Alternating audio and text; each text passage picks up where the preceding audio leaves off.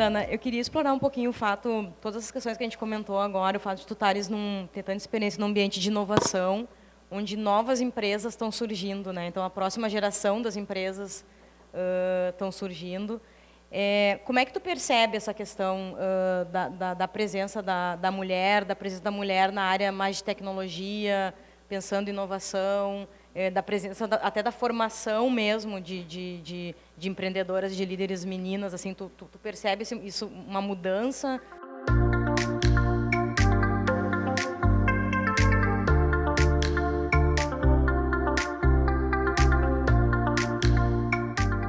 Na minha experiência lá no Tecnocinos, nós temos lá 6.000 empregos diretos. Eu acho que aproximadamente 20% é de mulheres, né? Isso que existem programas, né, pelo menos nas grandes empresas, estimulando isso.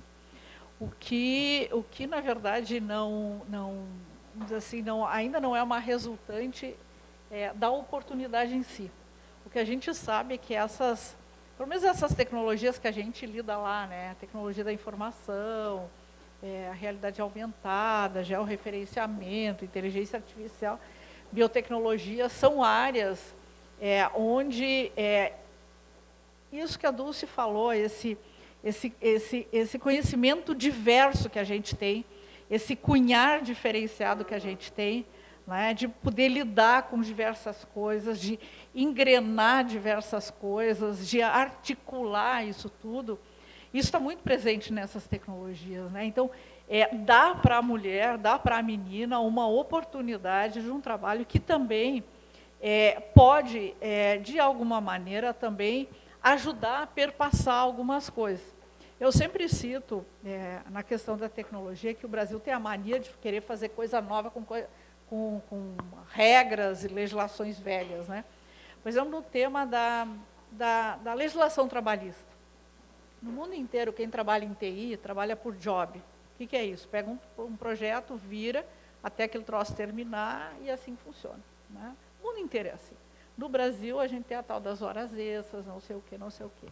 Bom, isso pode ser, de um lado, uma ameaça, mas pode ser uma oportunidade, porque muitas mulheres, assim, eu já vivi isso, que teve momentos que, para mim, valeu muito a pena virar um período para eu ter depois outro de maior liberdade, para poder curtir um filho, de poder ter um momento de ir no cinema, né? Então, essas novas tecnologias, elas trazem uma oportunidade bem concreta, né? O problema eu acho que assim, a Dulce foi perfeita em vários pontos, né? Eu acho que assim, a gente tem uma história de formação, onde a gente, por exemplo, vocês já ouviram, agora essa semana até teve, né, uma campeã mundial de matemática brasileira, menina do Vale dos Sinos. Uma coisa linda, né? Então, assim, mas isso quantos são os exemplos, né? Porque são funções e são que tradicionalmente estão vinculadas à questão do menino, né? do homem, né? Então, eu acho que assim, essa entrada progressiva, ela se dá, eu acho que ela vai ter que se dar a partir de muito estímulo, né? Nós lá no Tecnocinos, por exemplo, nós estamos inaugurando uma área que chama Equality Lounge, que é uma área parecida com essa aqui, que vai ser uma arena onde a gente vai usar para tratar empoderamento feminino dentro do parque, né? Então, a gente vai trazer líderes, a gente vai falar de mulher para mulher, né? Porque, no final das contas, eu acho que a grande mensagem que a Dulce traz é o seguinte, né? Eu sou uma executiva, agora eu adoro ser vó, né? E eu estou aprendendo a cozinhar, Dulce, agora, na minha maturidade. Porque, por muito tempo, meus filhos, e quem é minha amiga próxima sabe disso, chegava fim de semana, que é quando eu estou em casa, eles perguntavam, porque minha mãe, meu grande esteio foi ser minha mãe, né, que morou comigo, eu sou filha única, filha de mãe solteira. Aliás, o Papa disse um troço fantástico, mãe não existe estado civil. Ai, que maravilha. Então é mãe, né? Muito bom, muito não bom. casada, né? Então, minha mãe sempre esteve muito próximo de mim. Então, minha mãe fazia as coisas que eu não conseguia, eu nunca aprendi a cozinhar, aquela coisa, porque eu fui numa outra reta, né? Meus filhos, por muito tempo, agora eu estou recuperando um pouquinho. Eles perguntaram assim, quem é que fez a comida hoje? É óbvio que eles não queriam comer a minha, porque a minha era umas gororoba brava, sabe? Ninguém. Eu passava a manhã, comprava os troços, na hora ali do troço, o troço não dava como era para ser. E eles sabiam. Daí agora, agora em julho vai fazer 7 anos, eu casei de novo. Eu me descasei lá, quando meus filhos tinham 10, 11 anos, né? Hoje eles já têm 33, né? E há 7 anos atrás eu resolvi casar de novo, né? E daí foi uma outra pérola, porque assim, o ideário de todo o povo no meu entorno era que eu encontrasse um executivo realizado, isso, aquilo, porque tu né? Tu tem isso, tu é diretor daquilo ali, e eu me apaixonei pelo Júlio, né? E o Júlio é um arquiteto lá de São Leopoldo, que meu filho olhou para ele e disse, tu não vai namorar essa Betânia aí, né?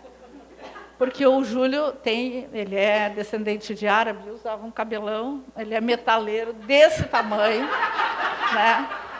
Mas desse tamanho, quer ver? Entrem no Facebook, tem umas fotos. Tu conhece, né, Patrícia? Ele usava um cabelo desse tamanho, e assim eu conheci ele e levei ele para dentro da minha casa. Todo mundo queria matar. Mas, como é que tu vai apresentar para os padres? Que eu era Unicinos, né? Padre. Né? Como é que tu vai apresentar? E assim, daí de novo. Não, por que eu estou escolhendo ele? Porque o tempo inteiro, ou o cara queria estar na foto comigo, porque era a doutora Suzana, a diretora do não sei o quê, queria estar na foto, se projetar. O outro vinha porque tinha uma forma de estar confortável, vamos dizer assim, né? E isso tudo foi me isolando. Por muito tempo, eu não quis nem saber de homem na minha vida. Eu me fechei, porque era mais fácil eu estar fechadinha naquilo ali, ninguém me enchia o saco, eu não ia ter desilusão, porque era mais uma, né? E eu peguei e me fechei. Né? Então, quando veio o Júlio, eu disse, agora vai vir o cara que vai ser diferente, porque ele não precisa estar comigo na foto, ele não tem isso na cabeça dele, ele não está interessado se eu ganho X ou Y ou Z, e ele é a Betânia, então eu prefiro litigar internamente com o Júlio, ou cortar o cabelo, ou prender o cabelo, né? Para ele aparecer menos Betânia, que até hoje meus filhos chamam disso. Teve um dia que o meu filho mais velho pegou ele assim, deu um empurrão nele e disse assim, estou te falando, se tu te atravessar com a minha mãe, nós te pegamos e te cagamos a pau. Eu disse assim, né, para eles assim, por quê?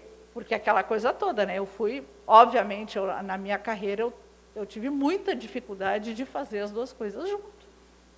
Eu deixei meus filhos, quando eu fui para a CNI, eu via meus filhos em final de semana. Né? E eles estavam na adolescência. E muita gente me disse isso. Tu está abandonando os guris, como é que tu está deixando os guris aqui? Como é que tu vai deixar os guris aí? E eu fui, né? E levava eles assim, ó, uma vez por semestre eu levava lá para cima, e daí mostrava, olha, estava vendo que a mãe trabalha aqui, esses são os colegas da mãe e tudo. Né? E enfrentei tudo. Teve uma vez que a minha mãe dizia, Suzana, tem um cheiro estranho aqui em casa. Ai, não. Daí, quando ela disse isso, eu estava na minha cama, depois de um dia daqueles, eu disse, ai, mãe, do quê? Ela disse, Suzana, tem um cheiro estranho lá no quarto do show. Tem um cheiro. Eu disse, mãe, é tu que está navegando, vai ver que é um guri que teve aí, não sei o quê. Ela disse, tem um cheiro estranho. Outro dia de novo. Tá. Daí eu disse, então, tá, mãe, assim, ó.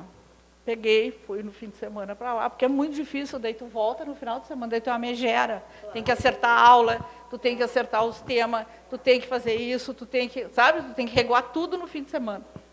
Peguei o guri na minha frente, olha, está acontecendo isso, a avó disse, não, capaz, não, de jeito nenhum. Tá. Então tá, estou confiando em ti, tu está me dizendo que não é, não é. Durante a semana a avó de novo, tem um cheiro estranho. Tá, daí, o que aconteceu? Vim um pouco antes, não avisei, consegui pegar um voo antes, cheguei em casa, dei uma varrida no quarto, achei um trocinho assim de maconha no quarto dele. Peguei, esperei ele vindo, tinha um negocinho assim, nos papelzinhos, né? Peguei, botei do meu lado assim, fiquei esperando ele chegar. Né? Quando ele viu que eu estava, foi aquela coisa, né? Daí ele disse, não, mas mãe, isso aí é do fulano, isso não faz mal. Eu disse, então vamos fazer o seguinte, não faz mal, não faz mal. Estou acreditando em ti, então nós vamos fazer o seguinte. Como não faz mal para ti, não faz mal para mim, que te sustento, que traga a comida para dentro de casa, que te bota a estudar, que tem que te educar, porque teu pai está no Japão. Tem um pequeno detalhe, o pai está no Japão, mora lá, né? Então, assim, faz um para mim que eu vou fumar contigo agora. Vamos fazer junto esse troço. Diz que é bom, não faz mal, eu também quero. Né? Assim, né? Mas, assim, isso é uma história, e ela é absolutamente verdadeira, mas para mostrar assim, a gente não... Tu não te desprende das coisas, das tuas obrigações de ser mãe. E isso te cunha muito mais forte.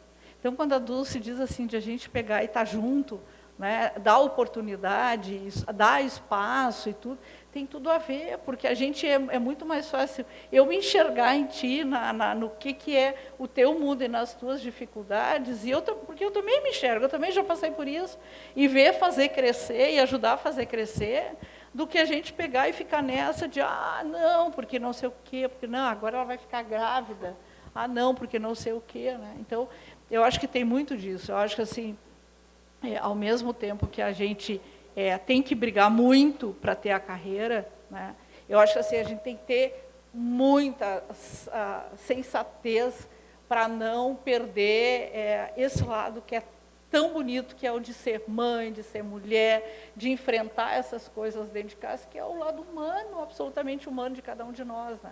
Então, assim, o Che, eu não sou nem um pouco chegada na filosofia maior dele, mas ele tem um negócio que é bem interessante, que é, ele diz o seguinte, assim, ai que endurecer sem perder a ternura. Né?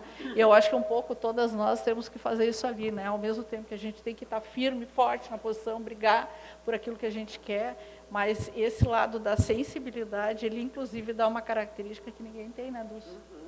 Que ninguém tem, né? Só a gente tem. Né? Esse olhar mais amplo, essa coisa de entender, né? Afinal, todos nascemos de uma mulher, né?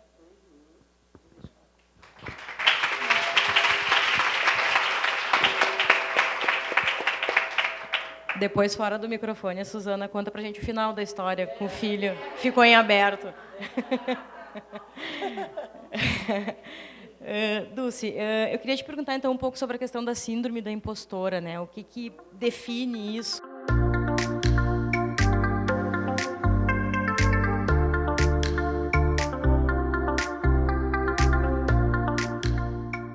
Esse termo, na verdade, foi modificado em 1978 por duas psicólogas que trouxeram, não como uma síndrome, porque não é uma doença, como uma síndrome de pânico, que depois foi identificada como uma doença, e trouxeram o nome como um fenômeno, o fenômeno do impostor, que é um fenômeno social e cultural.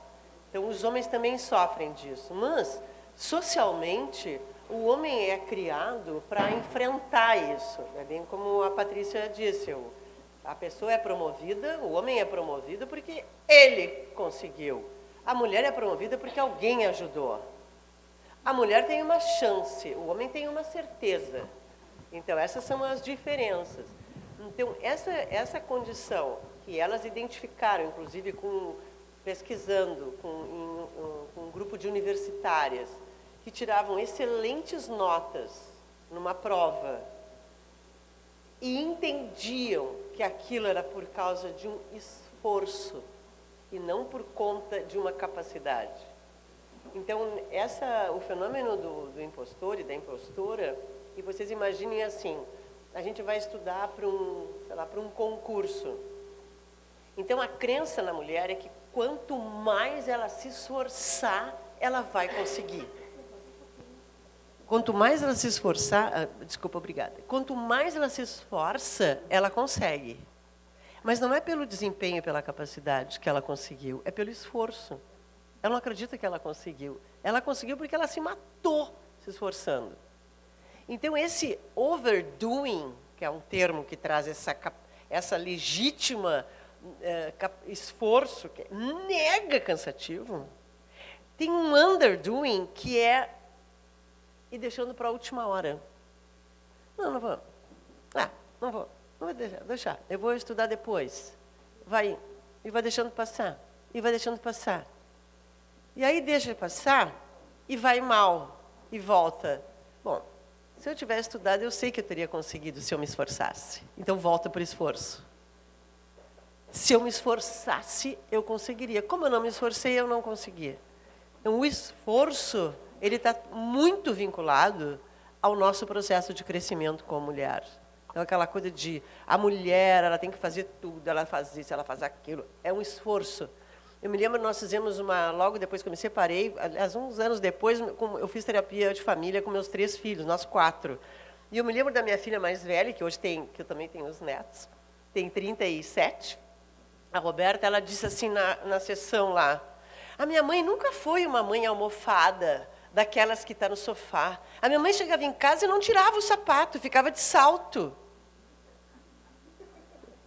Disse, uma mãe almofada? Disse, minha filha, se eu fosse uma mãe almofada, ninguém ia comer naquela casa. Comer o quê? Então, claro que ela trouxe isso como um comentário, que depois a gente teve a oportunidade de conversar bastante sobre isso, mas em algum lugar... Depois eu pensava assim, ó, quer saber? Eles depois vão ter que fazer terapia, todo mundo trata essas coisas, eu não vou ficar com essa culpa. Depois ninguém morreu, tão ótimo, maravilhoso. Nos damos super bem, todos se respeitam e uma coisa. Mas, enfim, mas aquilo me vinha como assim, realmente, eu nem me dava conta que eu continuava, salto em casa. Mas não era assim mandando, não dizia faz o tema, eu nem sabia que tema tinha. Isso eles até comentam, que eu achei ótimo, eu nunca soube. Eles sempre foram super bem no colégio, eu nunca tive problema com eles nesse sentido. Mas tinha essa coisa de achar que eu tinha que estar sempre em estado de alerta, que era um esforço. Eu tinha que me esforçar muito depois que eu chegasse em casa. Mas para quê? Por que eu não tirava o sapato? Olha que absurdo. Tirem o sapato. E o pé descalço, tão bom. E eu me lembro uma vez que eu estava no banco, ainda era assessora de imprensa, e era na época do governo Simon, que estava uma greve e tal, dos bancários, e o presidente, que era o Tadeu, tinha um grupo que dizia, Tadeu, sacana, devolve a nossa grana. Ali na Praça da Alfândega, onde é o Santander, acampamento dos sindicatos bancários. Então, e eu estava louca para estar lá no acampamento, eu concordava com tudo que diziam, mas eu era voz, eu era pelega.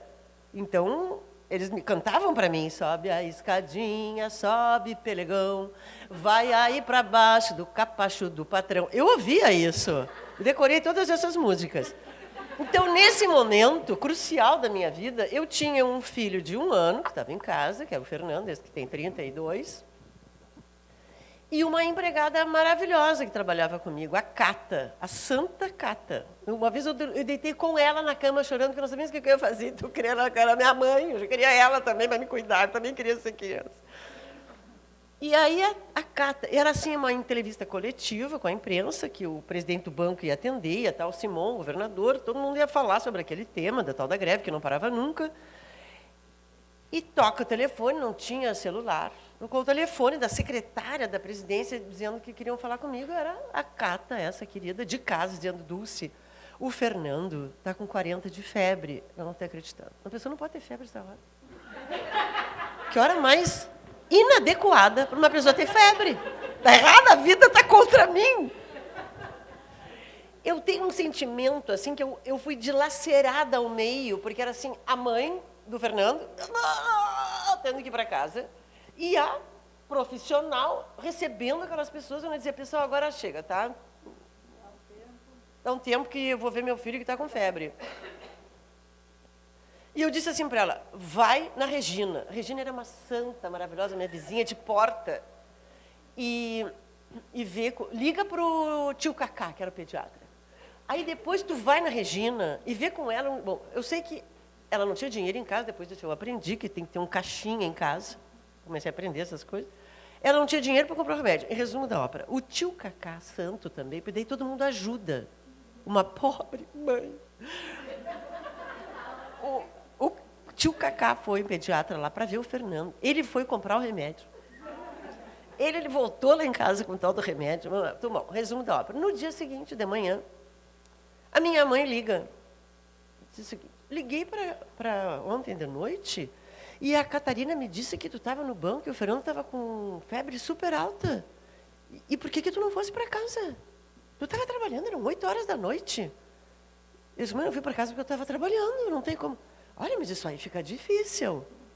Fica difícil. E por que tu não fosse lá para casa, então? Ajudar ela a cuidar. Sim, mas eu tenho o teu pai.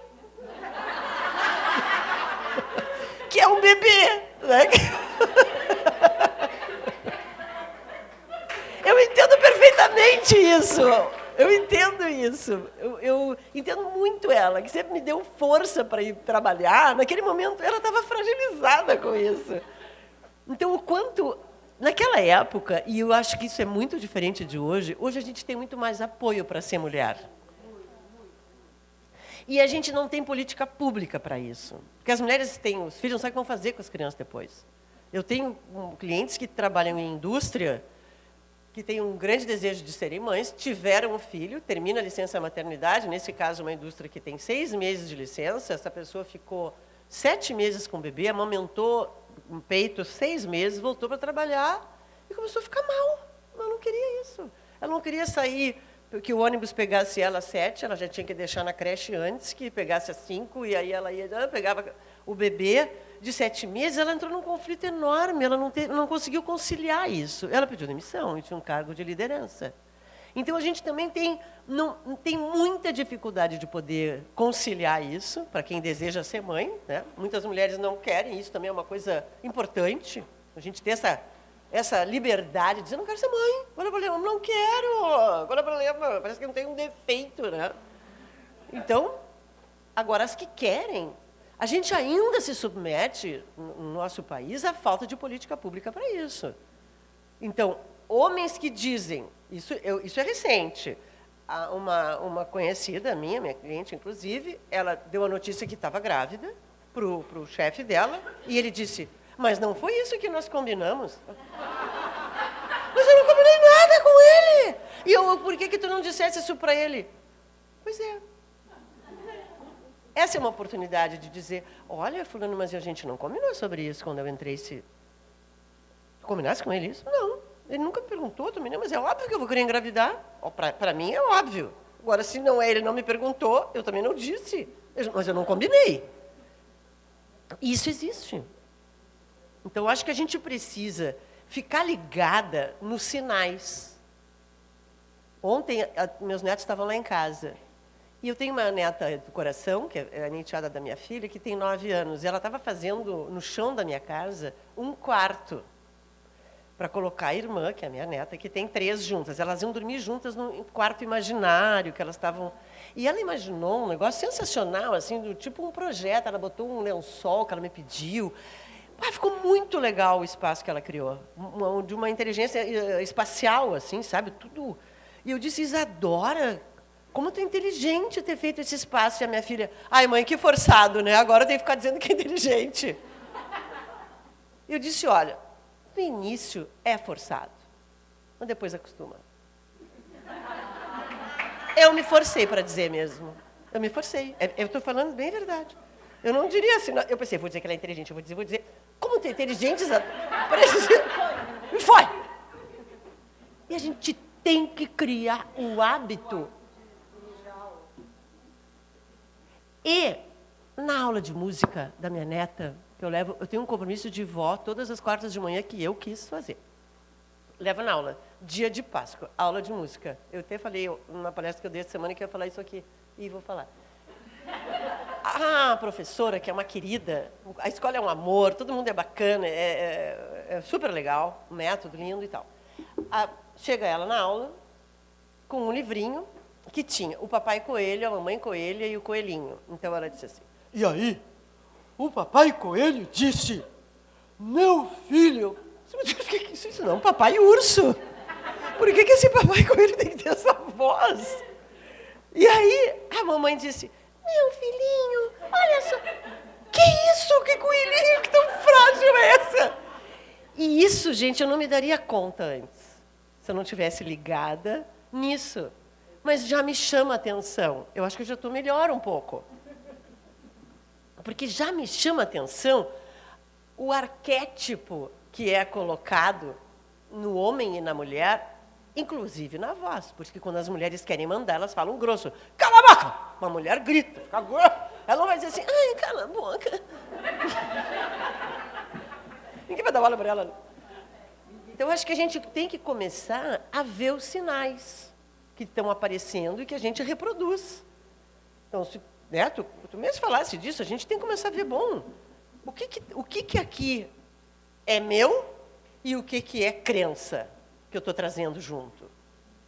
Quem sou eu, afinal? Uma pessoa que está à disposição das crenças do passado?